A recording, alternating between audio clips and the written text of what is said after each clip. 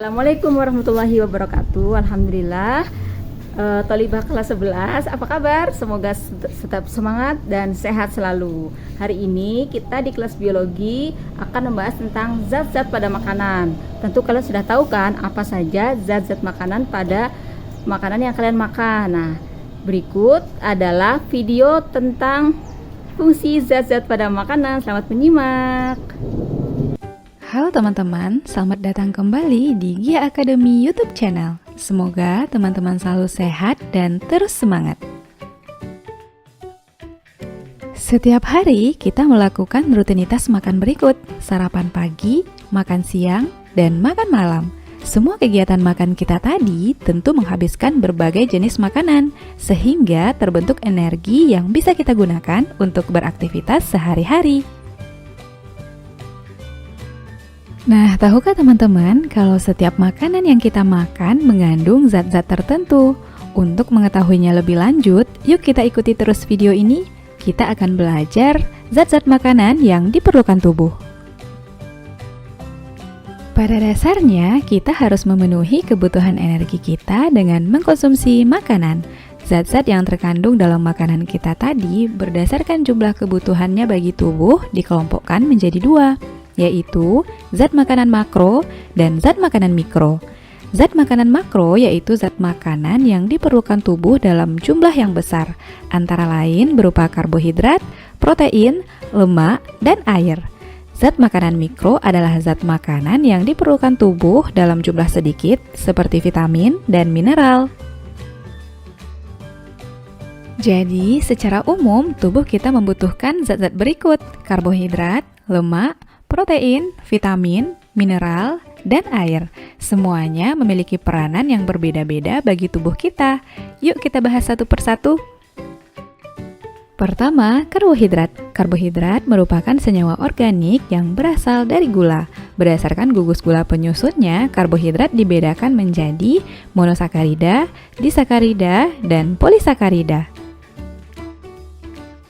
Monosakarida merupakan karbohidrat yang memiliki susunan molekul paling sederhana. Monosakarida mempunyai rasa yang manis dan mudah larut dalam air. Contohnya glukosa, fruktosa, dan galaktosa. Semua jenis monosakarida ini banyak terdapat pada buah-buahan. Disakarida terdiri atas dua molekul monosakarida, memiliki rasa yang manis dan mudah larut dalam air. Contohnya laktosa, sukrosa, dan maltosa. Laktosa terdapat dalam bahan makanan yang berasal dari hewan, misalnya air susu. Sukrosa banyak terdapat dalam gula pasir yang dikonsumsi, dan maltosa terdapat di dalam biji-bijian. Polisakarida merupakan karbohidrat yang memiliki susunan molekul yang kompleks, memiliki rasa manis dan sukar larut dalam air. Contoh polisakarida adalah amilum, glikogen, dan selulosa. Amilum banyak terdapat di dalam umbi-umbian, glikogen dalam otot dan hati hewan, sedangkan selulosa di bagian serat tumbuhan.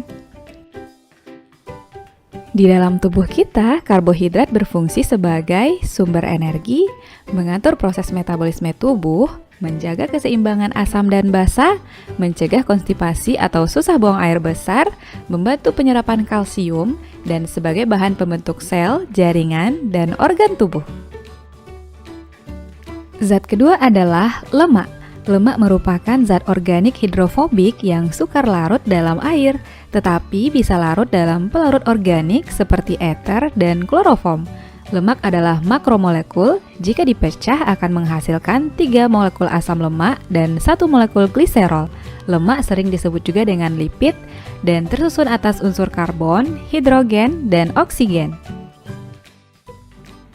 Berdasarkan komposisi kimianya, senyawa lemak dibedakan menjadi 3 macam, yaitu lemak sederhana tersusun atas trigliserida, yaitu 1 gliserol dan 3 asam lemak.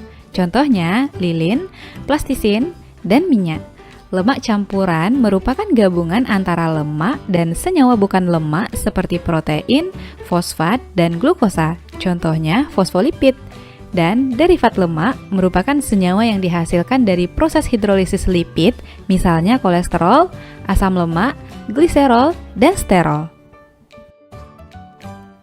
Sedangkan berdasarkan ikatan kimianya, asam lemak dibedakan menjadi asam lemak jenuh yang bersifat non-esensial karena dapat disintesis oleh tubuh. Umumnya berwujud padat pada suhu kamar dan banyak terdapat pada daging, keju, susu, dan mentega. Lemak ini berasal dari lemak hewani. Asam lemak tidak jenuh, bersifat esensial karena tidak dapat disintesis oleh tubuh, umumnya berwujud cair pada suhu kamar, contohnya minyak kedelai, minyak kelapa, minyak goreng, dan lemak ini berasal dari lemak nabati. Bagi tubuh, lemak berfungsi sebagai penghasil energi tertinggi, pelindung tubuh dari pengaruh suhu rendah, pelarut vitamin A, D, E, dan K, pelindung bagi alat tubuh yang lunak, salah satu bahan penyusun membran sel, garam empedu, hormon, vitamin, dan asam folat di dalam hati, dan sebagai cadangan makanan sehingga tubuh kita bisa menahan rasa lapar. Bisa dimengerti ya? Zat makanan berikutnya adalah protein. Protein tersusun atas satu atau lebih polimer. Setiap polimer tersusun atas monomer-monomer yang disebut asam amino. Berbagai jenis asam amino membentuk rantai panjang melalui ikatan peptida dan protein. Asam amino pada protein mengandung unsur nitrogen, hidrogen, oksigen, dan karbon. Asam amino dapat dibedakan menjadi 3 golongan, yaitu asam amino esensial, merupakan asam amino yang tidak dapat disintesis tubuh, jadi diperoleh dari luar tubuh melalui makanan. Contohnya lisin, leusin, isoleusin, metonin, treonin, dan valin. Berikutnya, asam amino semi-esensial hanya dapat dibentuk oleh tubuh dalam kondisi tertentu, sehingga asam amino ini dapat menghemat pemakaian asam amino esensial. Contohnya arginin, histidin, titrosin, sistin, glisin, dan serin. Terakhir, asam amino non-esensial dapat disintesis oleh tubuh dengan bahan baku asam amino lainnya, misalnya asam glutamat, asam aspartat, glutamin, prolin, dan alanin. Berdasarkan fungsinya dalam aktivitas sel, protein dibedakan menjadi protein struktural, merupakan protein yang berfungsi membentuk struktur sel, misalnya protein perifer, dan protein integral yang menyusun membran sel. Protein fungsional adalah protein yang berperan melakukan fungsi-fungsi tertentu dalam sel, misalnya homeostatis, imunitas, metabolisme, dan transport zat. Protein fungsional dapat berupa enzim dan hormon. Bahan makanan yang banyak mengandung protein dapat digolongkan menjadi 2 macam, yaitu protein hewani, merupakan protein yang diperoleh dari hewan seperti telur, ikan, dan daging, dan protein nabati, protein yang diperoleh dari tumbuhan seperti tempe, tahu, kacang hijau, kacang kedelai, dan sayuran. Protein memiliki fungsi-fungsi berikut: menyediakan energi bagi tubuh, memperbaiki dan memelihara jaringan tubuh, menyintesis zat-zat penting seperti hormon, enzim, antibodi, dan kromosom, mendorong pertumbuhan, pembangunan, dan pemeliharaan struktur tubuh, menyeimbangkan cairan di dalam tubuh, dan berperan dalam sistem buffer atau penyangga pH yang efektif.